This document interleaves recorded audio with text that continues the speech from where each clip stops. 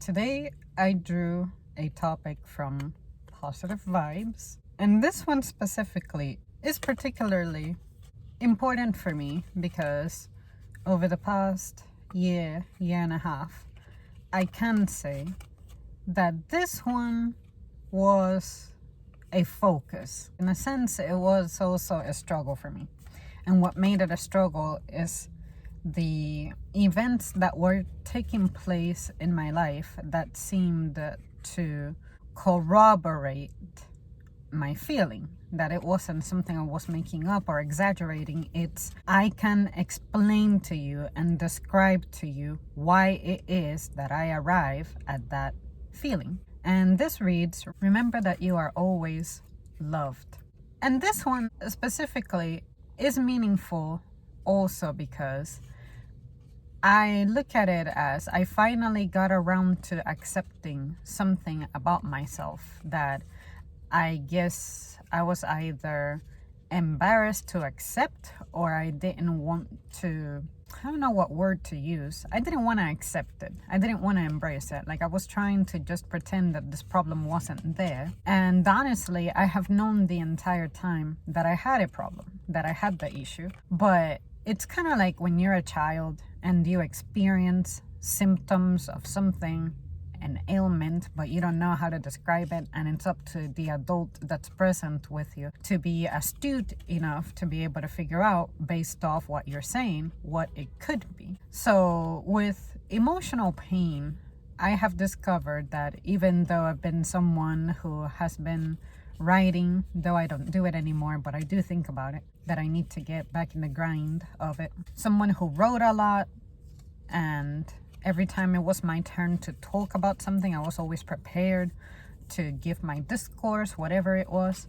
This was something that I guess I just had not given myself the opportunity to explore objectively. And what I mean by that is I was letting my pain and frustration do that talking as opposed to me exploring the matter. And the best way I can describe this is I knew that I had the issue.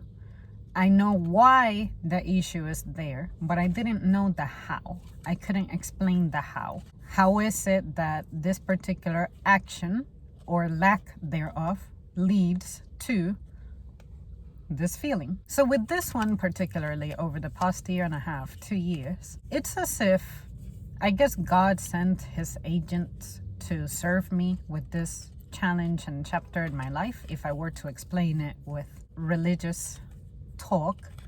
And I just remember that 2 years ago I had a fantastic season, precisely for the spring season, in which I already knew these people, but let's say I became closer to them, and they happened to be perfectly right for me in the sense of these people were good listeners.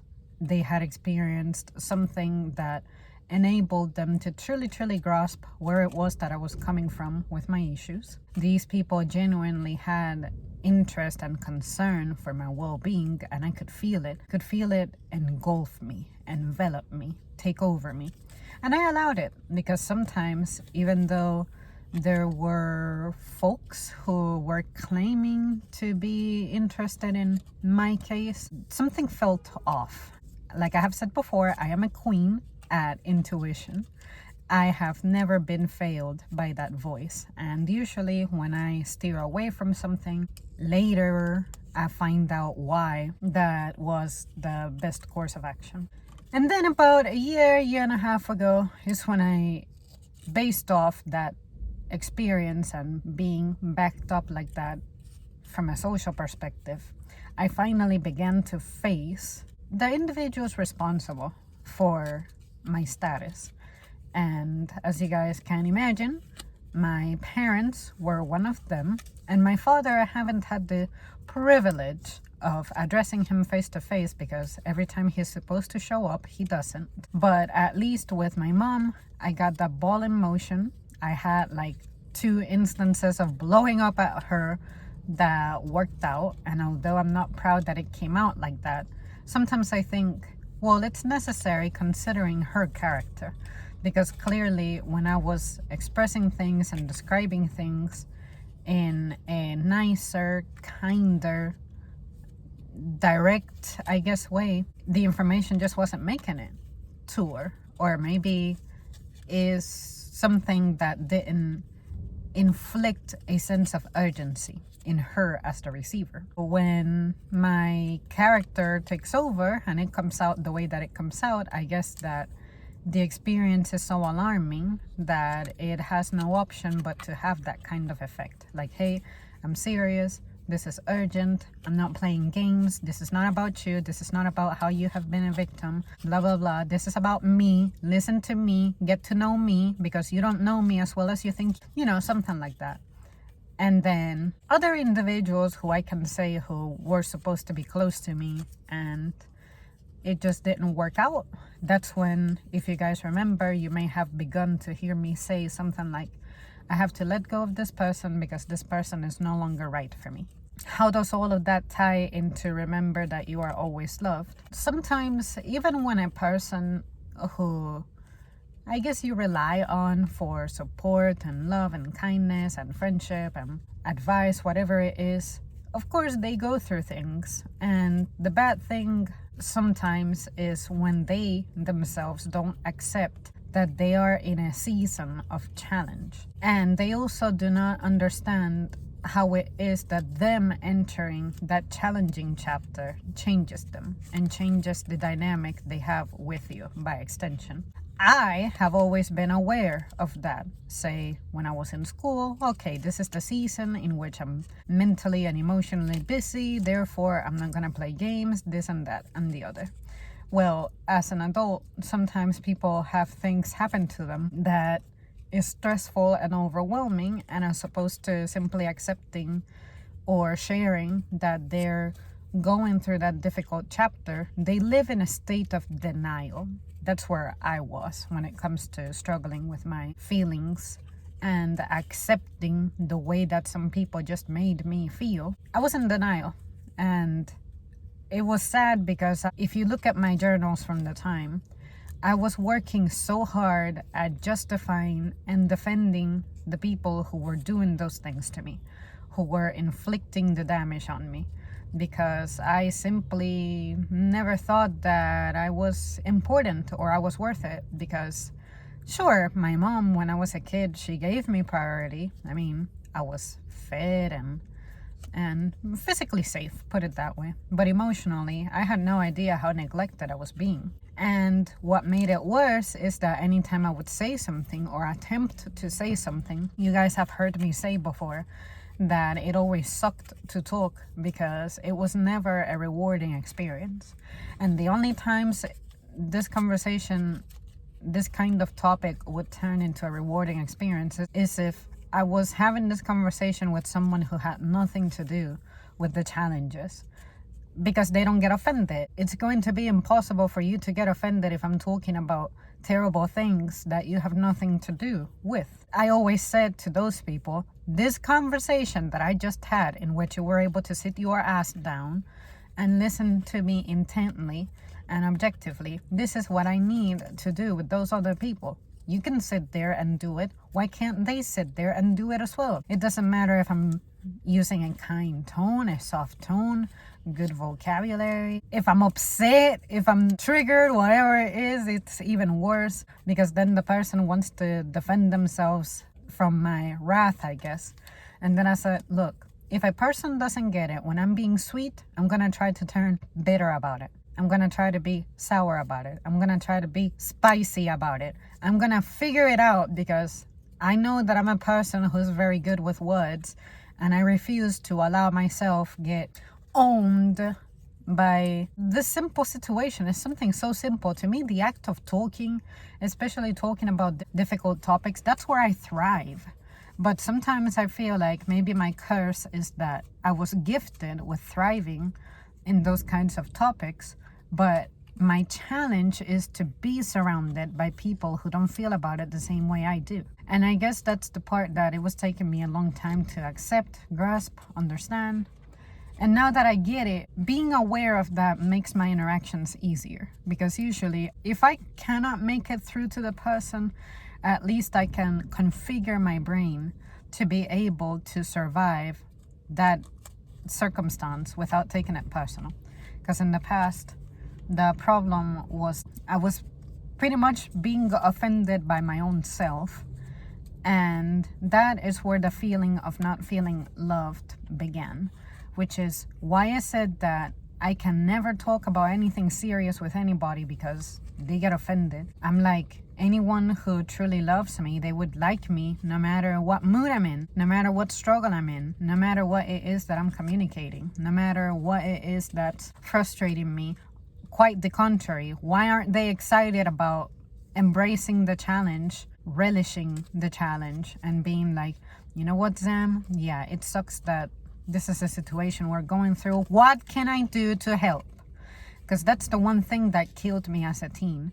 I would express something, and the adults in my life at the time were just so opinionated, like only they knew the right answers, only they had the solution, and it was either do it their way or there is no other way. And I'm like, why is it so hard for you to just listen to me? I am the person involved with the trouble. I can tell you how we got into this trouble, and I can tell you what it is that I need to resolve it, but you're not listening. That's where my rage came from. So for me, in more recent times, more closer to like the past year, I established new connections that began to say something that resembles today's topic. Remember that you're always loved. Like, I started hearing it from people I never thought I would hear it from. And even some of you guys who I may have established something with on the friendship note. It was super useful that when you guys realized that I was having a meltdown or I was not having a good time, that you would literally sign off saying, remember that you are always loved. Because that was one of the first things that I always say to anybody who I allow to have a closer connection with me.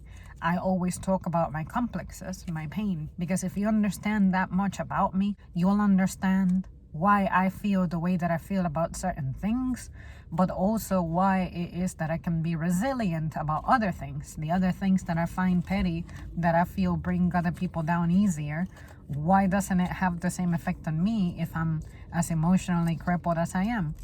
And when I think about it, that's what I boil it down to. I always say to myself, well, this boils down to the fact that I have been prepared for this type of thing since a very young age. In a sense, it's kind of what I asked for. Like, I wanted this mental and emotional power, but I guess I trained at it for so long that people don't spend this amount of time self-reflecting. And that is an opportunity that I had because it's the path that I chose. It's like when you put in the time to specialize in a skill. Well, you guys know that I don't have an education. You guys know that physically I don't have talents that are too crazy. All I have is basic. But I always wondered why it was that my mind was always on another level. And of course, ignorant ass people always want to label you with a disease. I was always asked if I'm autistic or have Asperger's or whatever that is. And I'm like, no, you just don't understand what it is for someone to dominate the art of hyperfocus. And just because I'm rejecting your advances, it doesn't mean that there is something wrong with me, for example. Like, that's the one that I encountered the most often. Well, you must be autistic or something because you don't laugh at my jokes, you don't do this, you don't do that, you don't react and act this way, that and the other. And I'm like, maybe because you should just be normal as opposed to trying to be here and be my personal clown, trying to entertain me when you don't know what it takes to entertain me.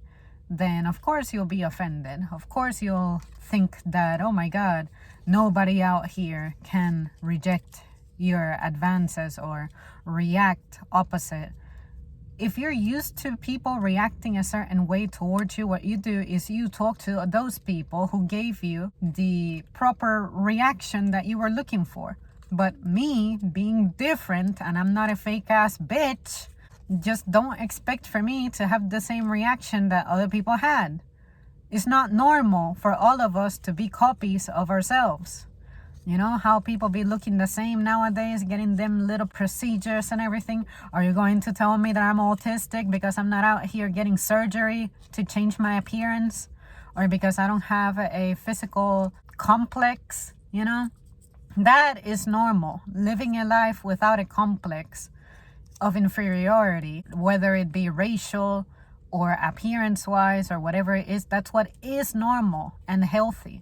But just because it's rare to find someone who feels that way, it doesn't mean that that person who isn't affected by those things, like me, has something wrong with her mentally and psychologically. You know, the only challenges I had is I had to get over my pain of having been an abandoned child who didn't get invested in. That gives issues with abandonment feelings, issues of financial insecurity, to a certain degree, self-esteem issues from the perspective of, look at the career that I have. Clearly, I could be giving so much more and doing so much more. But then I said, well, I'm not going to dive into something that I don't understand. And I'm glad that I elected to live within my means and live a simple life, as opposed to, oh, I'm going to push myself into, I don't know, becoming an anesthesiologist because making money is what's important and all that. Like, no, maybe that was an interest that I had, but just because it's an interest I have doesn't mean that it has to become my identity. Like I have said before, some of you may be awesome in your field, but the moment you're taking out of your field, you just cannot make it out here. You cannot survive. You don't know how to bag or scan your own fucking groceries. And then you like to talk down on myself and my squad who are serving in that field, and you like to belittle it because in your eyes it doesn't have a lot of value, but all it takes is a little ass pandemic for us to be deemed as literal heroes. Do you remember how cringe that was? Essential workers. Like, a lot of you were erased off the map. You know, nobody was interested in you. So everything exists for a reason, and everything has a purpose. Not everything has to be about you saving lives. You don't have to be a cop. You don't have to be a firefighter. You don't have to be a doctor. You don't have to be a teacher to be a pillar in society. Maybe you are the pillar in your family. And that's what I discovered about myself. And because I didn't ask for that role, I wasn't preparing for that role, I wasn't interested in such a role, that's why I became frustrated in the manner that I did. And that's why I explained it to you guys in the video about my mom's wreck. I'm like, okay, I can't wait to see how this is gonna fuck me up. It wasn't my accident. I didn't get hurt. Nobody died, fortunately. It was totally my mom. But the reason I said that is because, like, I'm always right. I turned out to be right. That entire shit, that entire responsibility fell on me. And when shit like that happens, that's why it's difficult for you to remember that you are loved. Because we never do recreational things. We never plan for anything fun. But whenever there's a situation that requires paying for something, a business move, or buying something, or plotting for something, it's like I was bred to be a machine, an assistant. I exist almost in AI mode. I became AI before AI was AI the way that we know AI to be. That shit sucks. That'll make anybody feel like they're not loved. And that's where I was at. I'm like, people only want me for my brain and for my abilities and talents. Nobody wants me for actually hanging out, being carefree, living a simple life, pretty much lining up with my values. No, everything is about business and business because that's the culture that we're in. That's where I was having trouble. That's where I was struggling to feel loved, because on top of that, the people around me always said, well, I never say I love you because my parents didn't do that to me. or nobody was ever affectionate toward me, this and that. And I'm like, well, believe it or not, that is the shit that I like, and that's the shit that I need. So if you can't give it to me, then at least stay the fuck away from my path. Don't get in my way. When I'm moving, don't block me. Don't mess with my flow. Because that was another thing. I have my pace. I know how to move fast and think fast. But a lot of people don't do that. And then they see me moving fast, and you get intimidated by that, both at my job and with my family.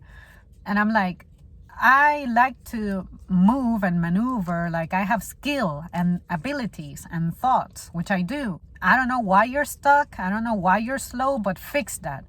And just because I display those abilities and I'm fast and everything, it doesn't mean that I want to be fast to deal with your things. You're the one who has bills to pay. You figure it out how to do it, just like I figured it out on my own. That's the thing that I hate, that I'm the first resource that you recur to ask questions, stressful questions, questions about bills and government and laws and all that.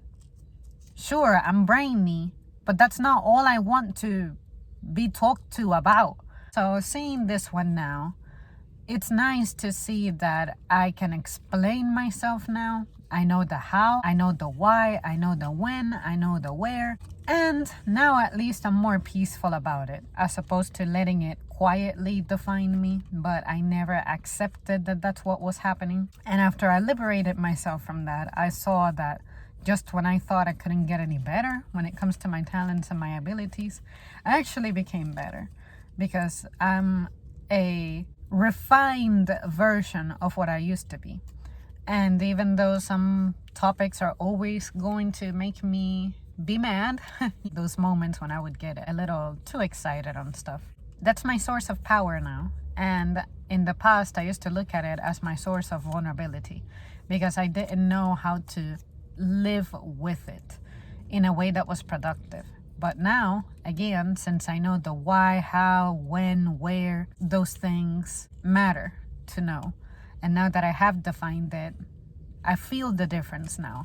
I'm not as intimidated by those responsibilities quite like I used to be. It sucked that I missed out on a healthy, normal childhood and adolescence, because when you have mental talent, other people tend to decide for you. Especially, you guys remember my topic about the hidden, silent, invisible talent. If you don't have something that's visible going on, then people are going to try to put you in a box, or they're going to try to decide for you what you ought to be. And I always knew that my path was going to be unconventional. And one of my most influential teachers toward the end of my high school days, he left a signature in my yearbook that read something like, I have no idea what you're going to be in your future, but whatever you're going to do, I know you'll be successful. And when he signed that, I said, I appreciate you signed that, because you understand where I'm at. I don't have anything defined. I have many interests, but none that can be explored. And I'm just grateful that you're able to see it like that, as opposed to trying to make me feel pressured into deciding on something because that's what society expects. I always knew that my path was going to be difficult, but it didn't have to be a miserable one. And I was letting that misery begin to define me because I was so alone at it. So now I can say that I remember that I'm always loved. And what's important to me in that regard is that I have the attention of those who actually matter to me. I'm not the kind of person who's always looking for validation or looking for just about anybody to give me attention and succumb to it.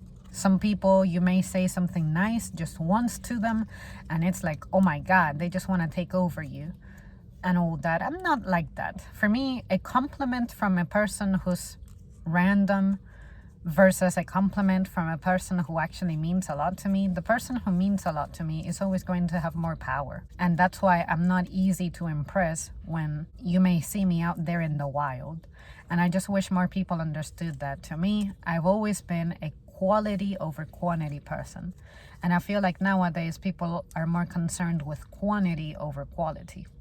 And that's why on the channel, for example, I behave the way that I behave. Like, I don't talk to you guys directly for months or years in some cases, That's how I let you know that, hey, sorry, but you do not have control over me. And even if you guys were directly paying me, I'm like, well, if you started to pay me when I was conducting my channel in a certain way, then that's what you can expect. But don't start paying me because you want to try to manipulate me into doing things. I see some things that big creators do, like say Eugenia had that stupid makeup box or whatever that people would donate, and every time people would donate she would pick it up and move it or something. They were legit giving her instructions and she felt compelled to react to that.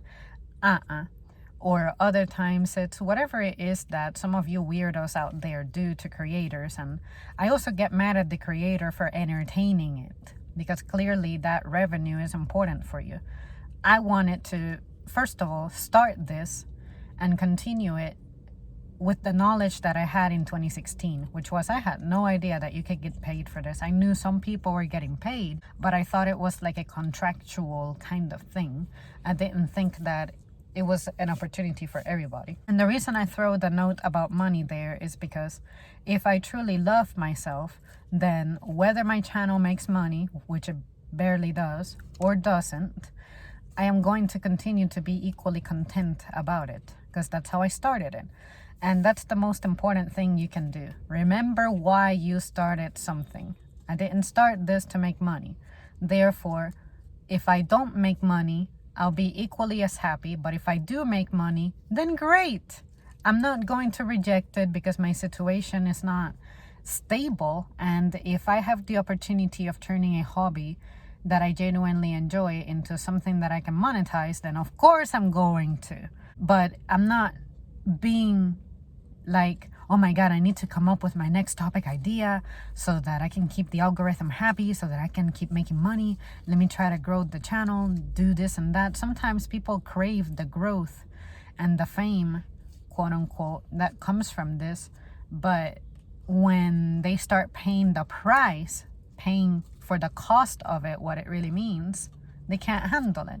And that's why for me the channel is not a burden, because I have kept it the same as when I started it. Do that. Know who you are, know what you are, decide for yourself. Don't let your parents decide that you're going to be a lawyer, and you'll be fine. Because if I had embarked on something that someone else decided for me, I would be legit miserable. I think I'm miserable now. I do not know the meaning of misery. So yeah, so for those of you guys who have been there with me along the way, and you served as support for me to remember that I'm loved, and that you genuinely made me feel that care, and you cultivated something with me and all that, remember that I'm always grateful for it, even if I'm not constantly there every day able to check in. But just know that that impact went a long way for me. And that's why my demeanor continues to evolve, and I'm more confident now, and I'm not as shy or as nervous about some things. It was a confidence boost, a much needed confidence boost. And no matter what you bullies out there say, what matters is that I know the truth, I know myself, I understand myself. I don't need validation from anybody. The people whose validation I needed, wanted, and craved, I guess I got it.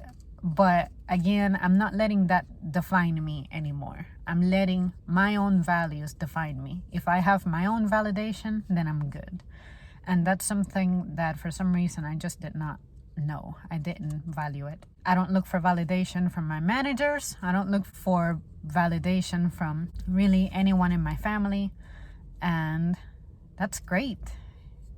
It's truly a liberating feeling. If there are folks who are able to validate me because I'm genuinely on the right path, then great. Not gonna turn that down, but I'm just saying that that's not what's ultimately important for me. Like I have always said, the point of being alive is to relieve misery.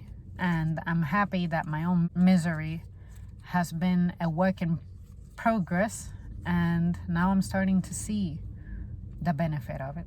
So yeah, this was a very nice draw because, as you can see, I had a lot to say about it. And even if I wasn't revolving around the topic of love too much, for me the most important thing is understanding how I got to where I got here, the origin of things. This triggered that stream of thoughts, and everything that I said I've pretty much said before. just to reinforce it and review that that's still the chapter that I'm in currently. All right, well, there you guys have it. Thank you so much for tuning in. Let me know any thoughts that might bring to you. Tell me about your own experience with this. If you also have a background in which you're surrounded by people who suck at expressing love, how did you get by? What kind of effect did it have on you? Some people cared, some people don't. I grew up not caring, but then when I started being eaten away by challenges and loneliness, it's like, oh, okay, this can fuck you up mentally if you're not careful. But the trick is freeing yourself from that grasp. And for me, it was beginning to shape me and I wasn't aware. So that's the whole point of what I just said.